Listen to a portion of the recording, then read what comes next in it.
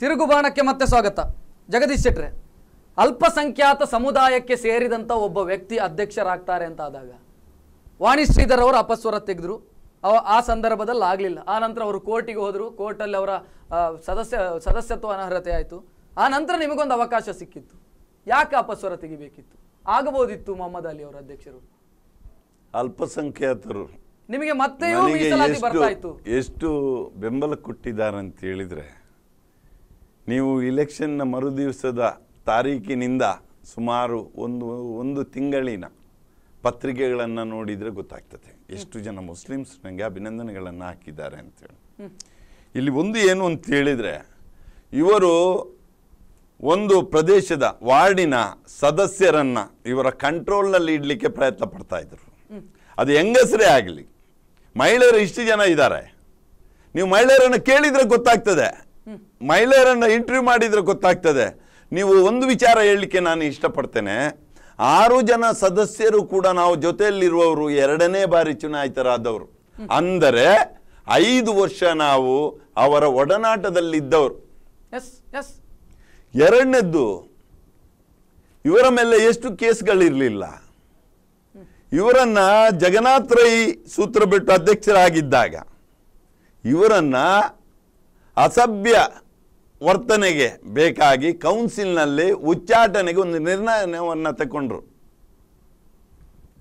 ಆಗ ಕುಮಾರ್ ಬಂಗಾರಪ್ಪ ಸಚಿವರಾಗಿದ್ದರು. ಏನೋ ವಿನಾಯಕ್ ಕುಮಾರ್ ಸೊರಕೆ ಅವರ ಒಂದು ಕೃಪಾ ಕಟಾಕ್ಷದಿಂದ ಬದುಕೊಂಡ್ರು. ದಾಸೇಗೌಡರು ತಹಸೀಲ್ದಾರ್ ಆಗಿದ್ರು. ಆಗ ಒಂದು ಪ್ರಕರಣ ಆಯಿತು, ಎಲ್ಲ ಪತ್ರಿಕೆಗಳಲ್ಲಿ ದಾಖಲೆ ಸಮೇತ ಬಂದಿದೆ.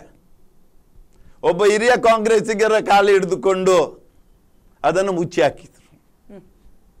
ಅಂದ್ರೆ ಇವರಿಗೆ ಏನು ಅಂದ್ರೆ, ಈಗ ಮೊನ್ನೆ ಪಟಾಕಿ ಹೊಡೆದಿದ್ದಾಗ ಎಷ್ಟು ಜನ ಅದರಲ್ಲಿ ಫೋಟೋದಲ್ಲಿ ನೈಜ ಕಾಂಗ್ರೆಸ್ ಕಾರ್ಯಕರ್ತರಿದ್ದಾರೆ ಅಂತೇಳಿ ಗಮನಿಸುವುದು ಸೂಕ್ತ. ಎಲ್ಲ ಕಾಂಗ್ರೆಸ್ ಕಾರ್ಯಕರ್ತರು ಗಮನಿಸ್ತಾ ಇದ್ದಾರೆ ನಮ್ಮನ್ನು. ಅಂದ್ರೆ ಜಗದೀಶ್ ಶೆಟ್ರೆ, ನೀವು ಈಗಾಗಲೇ ಪ್ರಸ್ತಾಪ ಮಾಡಿದ್ರಿ, ಸೂತ್ರಬೆಟ್ಟು ಅವರ ಪ್ರಕರಣದ ಆ ಸಂದರ್ಭದಲ್ಲಿ ಆದಂಥ ವಿಚಾರವನ್ನು ಪ್ರಸ್ತಾಪ ಮಾಡಿದ್ರಿ. ಸೊ ನಿಮಗೆ ಗೊತ್ತಿತ್ತು ಮೊಹಮ್ಮದ್ ಅಲಿ ಅವರು ಬೇಡ ಜನ, ಮತ್ತೆ ಯಾಕೆ ನೀವು ಮಾಲಿಂಗೇಶ್ವರ ದೇವರ ಮೇಲೆ ಆಣೆ ಹಾಕೋದಕ್ಕೆ ಹೋದದ್ದು, ಬೇಕು ಅವರು ಅಂತ? ಅದು ಪ್ರಥಮ ಹಂತದಲ್ಲಿ ನಾನು ಏನು ಹೇಳಿದ್ದೇನ ಅದನ್ನು ನಾನು ಮಾಡಿದ್ದೇನೆ. ಅವರಿಗೆ ಯೋಗ ಇರಲಿಲ್ಲ. ಮನುಷ್ಯನ ಯೋಗ್ಯತೆಯನ್ನು ಅಳೆಯುವುದು ಸಾರ್ವಜನಿಕರು, ಆದರೆ ಯೋಗ ದೇವ್ರು ಕೊಡಬೇಕು. ಅದೇ ಸಾರ್ವಜನಿಕರು ಹೇಳಿದ್ರು ಮೊಹಮ್ಮದ್ ಅಲಿ ಅವರು ಅಧ್ಯಕ್ಷರಾಗಬೇಕು ಅಂತ. ಒಂದು ಲೋಕಲ್ ಪತ್ರಿಕೆಯಲ್ಲಿ ಮಾಡಿದಂತ ಸಮೀಕ್ಷೆಯಲ್ಲಿ ಮೊಹಮ್ಮದ್ ಅಲಿ ಅಧ್ಯಕ್ಷರಾಗಬೇಕು ಅಂತ ಬಂತು ಅಂತ ಹೇಳ್ತೇನೆ. ಕಾರ್ಯಕ್ರಮದಲ್ಲಿ ಹೇಳಿದ್ರು ಅದನ್ನ. ಕಂಪ್ಯೂಟರ್ ಅಲ್ಲಿ ವೋಟಿಂಗ್ ಅನ್ನ ಸುದ್ದಿ ಪತ್ರಿಕೆ ಅಂತ ಹೇಳಿ, ಸುದ್ದಿ ಪತ್ರಿಕೆಯಲ್ಲಿ ಕಂಪ್ಯೂಟರ್ ಅಲ್ಲಿ ವೋಟಿಂಗ್ ಅನ್ನ ಇದು ಮಾಡಿದ್ರು. ಅದರ ಮೇಲೆ ಕೆಲವರು ಸಾರ್ವಜನಿಕರು ಇದು ಮಾಡಿದ್ರು. ಕೂಡಲೇ ಇವರು ಮೊಬೈಲ್ ಅಲ್ಲಿ ಮಾಡಿದ್ರು. ಮೊಬೈಲ್ ಅಲ್ಲಿ ನನಗೆ 75 ಬರುವಾಗ ಮೊಹಮ್ಮದ್ ಅಲಿಗೆ 34 ಬಂತು.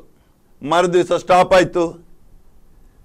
ನಾನು ಜಾತ್ಯತೀತವಾಗಿ ಜಯ ಕರ್ನಾಟಕದ ಪುತ್ತೂರು ತಾಲೂಕು ಕಾರ್ಯಾಧ್ಯಕ್ಷನಾಗಿ 7000ಕ್ಕಿಂತ ಮಿತ್ರ ಸದಸ್ಯರಿದ್ದಾರೆ. ನೀವು ಯೋಚನೆ ಮಾಡಬೇಕು, ಅವರು ಎಲ್ಲರೂ ಓಟ್ ಹಾಕಿದ್ದು ಎಲ್ಲಿ ಹೋಯ್ತು ಓಟು?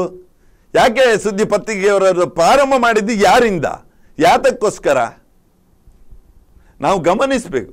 ನಾನು ಹೇಳುದು, ನಮ್ಮ ಜೀವನವನ್ನು ಒಂದು ಅಳತೆಗೋಲಾಗಿಟ್ರೆ ನಿನ್ನೆದ್ದು ಕಳೆದು ಹೋಗಿದೆ, ನಾಳೆದು ಗೊತ್ತಿಲ್ಲ ನಾನು ಬದುಕ್ತೇನೆ ಸಾಯ್ತೇನೆ ಅಂತೇಳಿ. ಆದರೆ ಇವತ್ತು ಏನು ಮಾಡಬೇಕಾ ಅದನ್ನು ಮಾಡಿಯೇ ಮಾಡ್ತೇನೆ. ನಾನು ಒಳ್ಳೇದು ಮಾಡಿದರೆ ಅದು ನಾಳೆ ದಿನ ನನಗೆ ಪಂಚಾಂಗ ಆಗ್ತದೆ. ಜಗದೀಶ್ ಶೆಟ್ರು ನಂಬಿಕೆಗೆ ಅರ್ಹರಾದಂಥ ವ್ಯಕ್ತಿ. ಪುತ್ತೂರಿನಲ್ಲಿ ವಿಚಾರ ಇರುವಂಥದ್ದು, ಜಗದೀಶ್ ಶೆಟ್ರನ್ನ ನಂಬಬಹುದು. ಬಟ್ ಇಲ್ಲಿ ವಿಶ್ವಾಸ ದ್ರೋಹ ಮಾಡಿದ್ರಿ ಅಂತ ಅನಿಸೋದಿಲ್ವಾ? ನೀವು ಹೇಮನಾಥ್ ಶೆಟ್ರ ಜೊತೆಗೆ ಚೆನ್ನಾಗಿದ್ರಿ, ಹೌದು. ಮೊಹಮ್ಮದ್ ಅಲಿ ಅವರ ಜೊತೆಗೆ ಚೆನ್ನಾಗಿದ್ರಿ. ಯಾಕೆ ಉಲ್ಟ ಹೊಡೆದದ್ದು? ಯಾಕೆ? ಅಧಿಕಾರದ ಲಾಲಸೆ ಒಂದೇ ಕಾರಣವೋ? ನಾನು ಅಧ್ಯಕ್ಷ ಆಗಬೇಕು, ತಪ್ಪಿದ್ರೆ ನನಗೆ ಮತ್ತೆ ಅವಕಾಶ ಸಿಗೋದಿಲ್ಲ ಅನ್ನುವಂತ ಒಂದು ತುರ್ತು ಏನಾದ್ರೂ ಇತ್ತ ನಿಮಗೆ? ನೋಡಿ, ವ್ಯಕ್ತಿಗತವಾದಂಥ ಚಿಂತನೆಗಳು. ಒಂದು ಕುಟುಂಬದಲ್ಲಿ ತಂದೆ ತಾಯಿ ಮಕ್ಕಳು, ಆ ಮಕ್ಕಳಲ್ಲಿ ಒಬ್ಬ ವಿರುದ್ಧ ಆದರೂ ಕೂಡ ಅವನ ಬಗ್ಗೆ ಇದಿರ್ತದೆ, ಅವನು ಸರಿಯಿಲ್ಲ. ಆದರೆ ಅದು ನೆರೆಕೆರೆಗೆ ಬಂದರೆ, ಅದು ಊರಿನಲ್ಲಿ ಹಬ್ಬಿದ್ರೆ ಕಷ್ಟ ಸಹಿಸ್ಕೊಳ್ಳೋದು.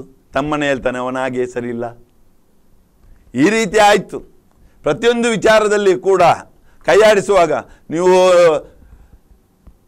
ಅಧಿಕಾರಿ ವರ್ಗದಲ್ಲಿ ಕೂಡ ಬ್ಲಾಕ್ ಮೈಲ್, ಪ್ರತಿಯೊಂದು ವಿಚಾರದಲ್ಲೂ ಲೋಕಾಯುಕ್ತಕ್ಕೆ ಕೊಡ್ತೇನೆ, ನಿಮ್ಮೆಲ್ಲ ಕೇಸ್ ಹಾಕ್ತೇನೆ, ನೀವು ಮೊನ್ನೆ ಅದೊಂದು ಮಾಡಿದ್ದೀರಿ, ಇದೊಂದು ಮಾಡಿದ್ದೀರಿ, ಸೊ ಒಂದು ಇದನ್ನೇ ಮಾಫಿಯಾ ಅಂತ ಹೇಳಿದ್ದು.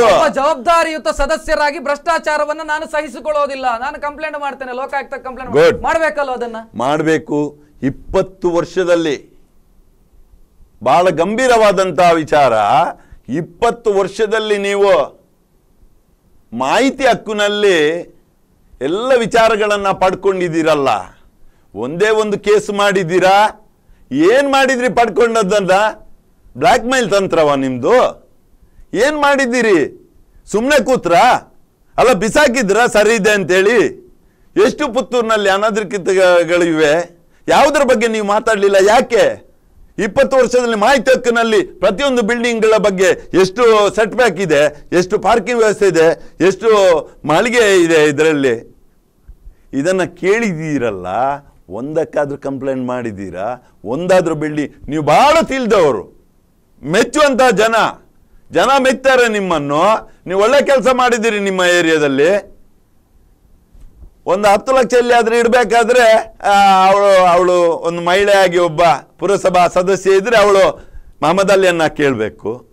ಇಂಥ ಇದರಲ್ಲಿ ಇರುವಂತ ನೀವು ಮಾಡಿಸ್ತಿರುವಂತ ಕೆಲಸಗಳ ಇದೇನು ಕ್ವಾಲಿಟಿ ಎಷ್ಟು? ನೀವು ಇಷ್ಟೆಲ್ಲ ಕಂಪ್ಲೇಂಟ್ ಮಾಡ್ತಿರಲ್ಲ, ಆ ರೋಡ್ ಸರಿ ಇಲ್ಲ, ಅಲ್ಲಿ ಪಾರ್ಕಿಂಗ್ ಇಲ್ಲ, ಇಷ್ಟು ಬಿಲ್ಡಿಂಗ್ ಸರಿ ಇಲ್ಲ ಅಂತೇಳಿ ಮಾಡ್ತಿರಲ್ಲ.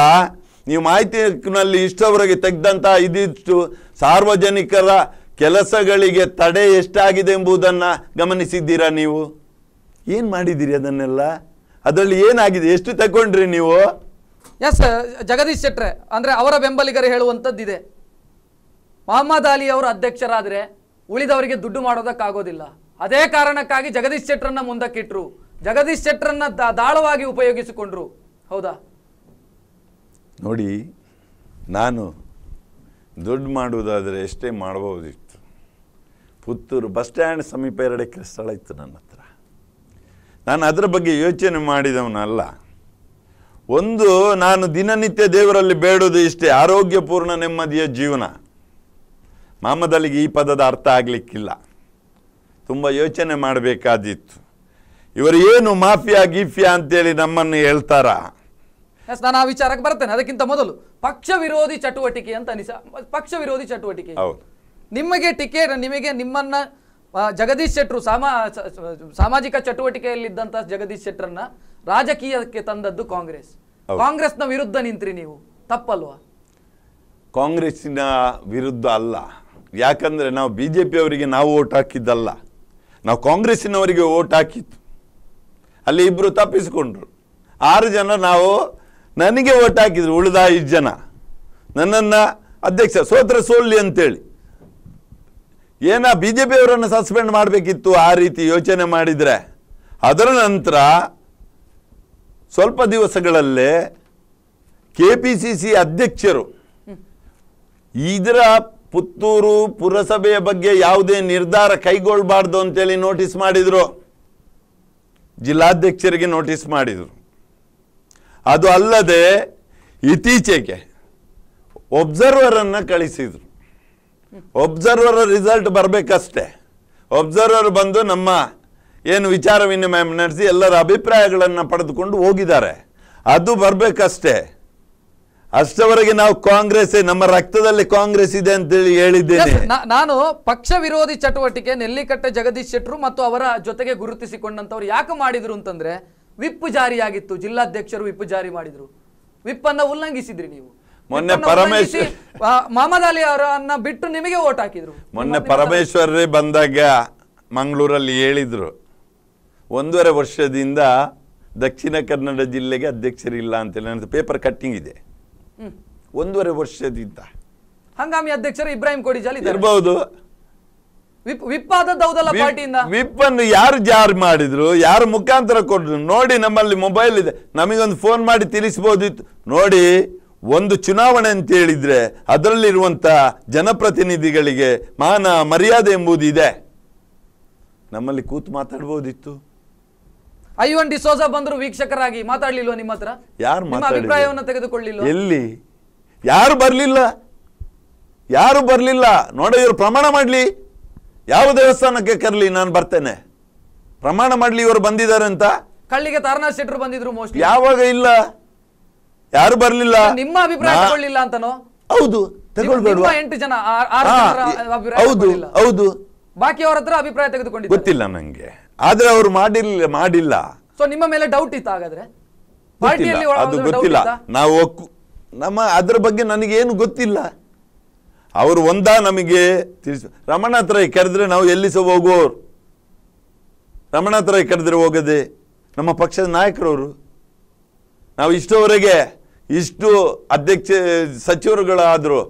ಜನಾರ್ದನ್ ಪೂಜಾರಿ ಅವರು, ಆಸ್ಕರ್ ಫರ್ನಾಂಡಿಸ್, ವಿನಯ್ ಕುಮಾರ್ ಸೊರಕೆ, ರಮಣಾಥ ರೈ ಅವರು, UT ಖಾದರ್ ಅವರು, ಜಯಪ್ರಕಾಶ್ ಹೆಗ್ಡೆ ಅವರು, ಇವರು ಅಭಯ್ ಚಂದ್ರ, ಇವರಲ್ಲಿ ನಾವೇನು ಒಂದು ಚೀಟಿ ಹಿಡಿದುಕೊಂಡು ಒಬ್ಬನನ್ನು ಟ್ರಾನ್ಸ್ಫರ್ ಮಾಡಿ ಇದು ಮಾಡಿ ಅಂತೇಳಿ ಹೋಗಲಿಲ್ಲ. ನಾವು ಏನಿದ್ರು ಅಭಿವೃದ್ಧಿಗಳ ಬಗ್ಗೆ, ಏನಾದರೂ ರೋಡಿನ ರಸ್ತೆಗಳ ಬಗ್ಗೆ, ಇದರ ಬಗ್ಗೆ ಏನಾದರೂ ನಾವು ಅವ್ರ ಹತ್ರ ರಿಕ್ವೆಸ್ಟ್ ಮಾಡಿದ್ದೇವೆ. ಜಗದೀಶ್ ಶೆಟ್ರೆ, ಇಲ್ಲಿ ನಾನು ಆಗ್ಲೇ ವಿಶ್ವಾಸದ್ರೋಹದ ವಿಚಾರ ಮಾತನಾಡಿದೆ. ವಾಣಿ ಶ್ರೀಧರ್ ಅವರು ಮಾಡಿದಾಗ ಅಚ್ಚರಿ ಅಂತ ಅನಿಸ್ಲಿಲ್ಲ. ಯಾಕಂತ ಹೇಳಿದ್ರೆ ಅವರಿಗೆ ವೈಯಕ್ತಿಕ ಸಮಸ್ಯೆ ಇತ್ತು, ಮೊಹಮ್ಮದ್ ಅಲಿ ಅವರಿಗೂ ಮತ್ತು ವಾಣಿ ಶ್ರೀಧರ್ ಅವರಿಗೆ ಹಿಂದಿನ ಕೆಲ ವಿಚಾರಗಳಲ್ಲಿ. ಜಗದೀಶ್ ಶೆಟ್ರು ಮಾಡಿದಾಗ ಅಚ್ಚರಿ ಅಂತ ಅನಿಸ್ತು. ಅದರ ಕ್ಯಾಪ್ಟನ್ ಆದದ್ದು ಜಗದೀಶ್ ಶೆಟ್ರು, ಆಗ ಅಚ್ಚರಿ ಅಂತ ಆಯ್ತು. ಎಕ್ಸ್ಪೆಕ್ಟೇ ಮಾಡಿರ್ಲಿಲ್ಲ ಪುತ್ತೂರಿನ ಜನ ಈಗಾಗತ್ತೆ, ಈಗ ಆಗಬಹುದು, ಎಕ್ಸ್ಪೆಕ್ಟೇ ಮಾಡಿರ್ಲಿಲ್ಲ. ಹೌದು, ಅದು ನಿಜ. ಆದರೆ ನನಗೆ ಒತ್ತಡ ಇತ್ತು. ಸಾರ್ವಜನಿಕರಿಂದ ಎಷ್ಟು ಫೋನ್ ಬಂದಿದೆ ಅಂತ ಹೇಳಿದರೆ, ಈ ಸಲಕ್ಕೆ ನೀವು ಬಿಡಬೇಡಿ. ಮತ್ತೊಂದು ಏನು ಅಂತ ಹೇಳಿದರೆ, ನಮ್ಮಲ್ಲಿ ಯಾರನ್ನು ಆಯ್ಕೆ, ಬೇರೆಯವರನ್ನು ಮೊಹಮ್ಮದ್ ಅಲಿ ಬಿಟ್ಟು ಯಾರನ್ನು ಆಯ್ಕೆ ಮಾಡ್ತಿದ್ರು ಅದು ಸುಗಮವಾಗಿ ಸಾಕ್ತಿದ್ರು. ರಮಣಾಥ ರೈ ಅವರು ಪುತ್ತೂರು IBಯಲ್ಲಿ ಬಂದು 10 ನಿಮಿಷ ಕೂತ್ಕೊಳ್ತಿದ್ರೆ ಈ ಸಮಸ್ಯೆಗೆ ಪರಿಹಾರ ಸಿಗ್ತಿತ್ತು. ನಾನಿವತ್ತು ಕಳ್ಕೊಂಡ ಬಗ್ಗೆ ನನಗೆ ಏನು 5 ಪೈಸೆದ್ದು ಬೇಸರ ಇಲ್ಲ. ನಮಗೆ ನಾವು ಅದರ ಬಗ್ಗೆ ಯೋಚನೆ ಕೂಡ ಮಾಡಿಲ್ಲ.